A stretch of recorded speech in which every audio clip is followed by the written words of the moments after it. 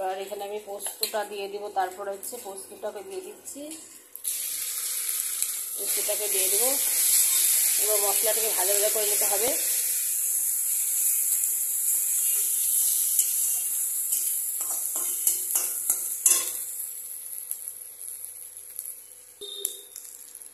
এখন ফ্রেন্ডস এবার ভাজা হয়ে গেছে। তো এখানে আমি একটু সরষের তেল দিয়ে দিচ্ছি, কাঁচা সরষের তেলটা খুব টেস্টি লাগবে, গন্ধটা খুব সুন্দর লাগবে। এবার আমি এখানে লবণ আর হলুদ যেটা ছিল সেটা এখানে দিয়ে দিচ্ছি, পুরোটাই দিয়ে দিব। এটাকে ভাজা ভাজা করে নিতে হবে, তারপরে আরেকটু কষিয়ে নিতে হবে মশলাটাকে। দেখো ফ্রেন্ডস, আমার এটা মোটামুটি মশলাটা ভালোই ভাজা ভাজা হয়ে গেছে, পোস্ত আর মশলাটা, জিরে বাটা লঙ্কা বাটাটা। এবার এখানে আমি সেই জলটা দিয়ে দিচ্ছি, একটু জল রেখেছিলাম সেটা দিয়ে দিচ্ছি।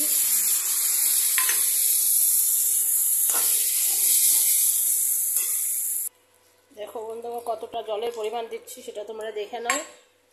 মোটামুটি আরেকটু জল দিতে হবে, খুবই টেস্টি লাগবে খাবারটা।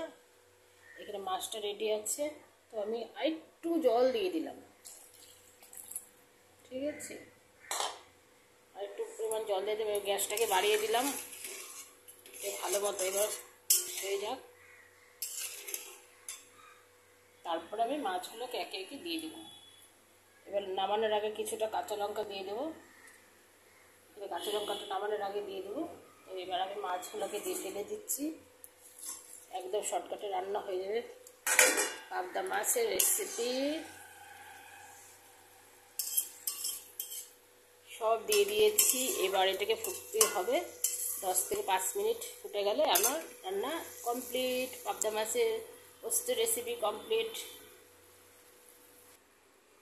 আমার পাবদা মাছের রেসিপিটা মোটামুটি হয়ে গেছে। তো নামানোর আগে এখানে কিছুটা কাঁচা লঙ্কা আছে, 3টা কাঁচা লঙ্কা দিয়ে দেবো, একদমই কাঁচা লঙ্কাগুলো এইভাবে দিয়ে দিচ্ছি। আমার এখন রেডি হয়ে গেছে। রেসিপিটা কেমন লাগলো একটু লাইক অবশ্যই কমেন্ট করে জানিয়ে দেবে। তারপরে গরম গরম ভাতের সাথে এখন পরিবেশন করব। একদম সিম্পল টাইপের, মানে আমি পাবদা মাছের পোস্তটা করেছি। তো একটু পরে আসছি। হ্যালো ফ্রেন্ডস, আমার পাবদা মাছের এখানে রেসিপি রেডি হয়ে গেছে, দেখো কেমন হয়েছে। তো যদি ভালো লেগে থাকে একটা লাইক সাবস্ক্রাইব করে দেবে, কমেন্ট করে বলবে কেমন হয়েছে। তো এরকম ভালো ভালো খাবার বানাতে গেলে আমার সাবস্ক্রাইব করে দিতে হবে, আমার ভিডিওটা দেখতে হবে, অবশ্যই আমার সঙ্গে থাকতে হবে। তো খুবই টেস্টি লাগছে, আমারও দেখে মনে হচ্ছে খেয়ে নিই এখনই গরম গরম ভাতের সাথে। তোমরা এভাবে পোস্ত দিয়ে পাবদা মাছের রেসিপিটা করে নেবে, খুবই টেস্টি লাগবে গরম গরম ভাতের সাথে।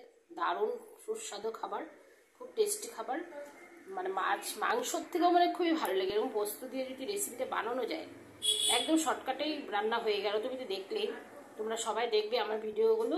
তো বাই বাই, পরে ভিডিওতে দেখা করছি। Thank you, bye by.